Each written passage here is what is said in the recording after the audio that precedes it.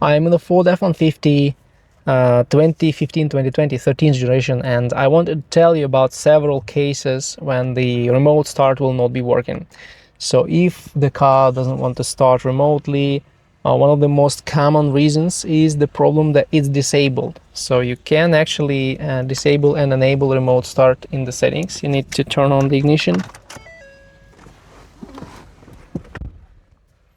and then go to the settings here by using this panel, by pressing this button, and go to settings, advanced settings, vehicle, and in the list of the things you can have, and if you have the remote start, you will have the remote start feature that you can turn on and off. And then leave these settings just by pressing this button and go to the main screen. Why I don't have the settings? Because I don't have the remote start at all in this car. So as you've seen in the settings, I don't have the remote start setting. Anyway, you will have it, and check that the remote start is activated and allowed in the settings of your car. This is the first problem. Then also very common, the problem is that the hood is not latched properly, and when you're when you're locking the car, when you're turning it off, it says hood ajar here. If it says hood ajar, the problem may be with the not latched lock there, or maybe with the sensor on the lock. So if it thinks that the hood is open, not latched properly, it will not remotely start the engine. This is how it works. And then the third problem is the transmission not in park. You've left it in drive, went out, and the transmission is in drive. It will not remotely start the vehicle. You will need to start it manually in this way.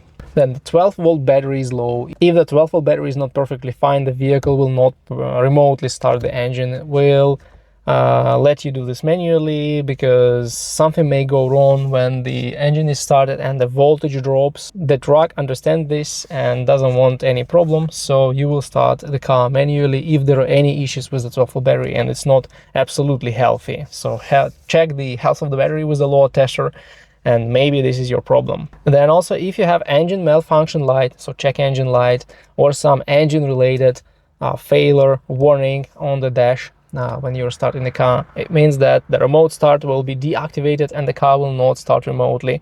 This is just the safety measure to avoid engine damage, and it will let you start the vehicle manually but not remotely. So if any check engine light, there is the OBD port, you can check the code, you can check what's wrong with the vehicle and fix this problem before you can start the car remotely. And then if the alarm was triggered at night, for example, and now you're trying to remotely start the truck, it means that the vehicle will deactivate the remote start,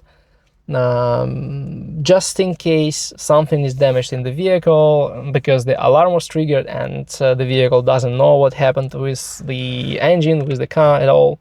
Maybe it was vandalized, maybe it was open, so the car will not engage the remote start in this case. So these are the 6 reasons why the remote start may not be working in your truck.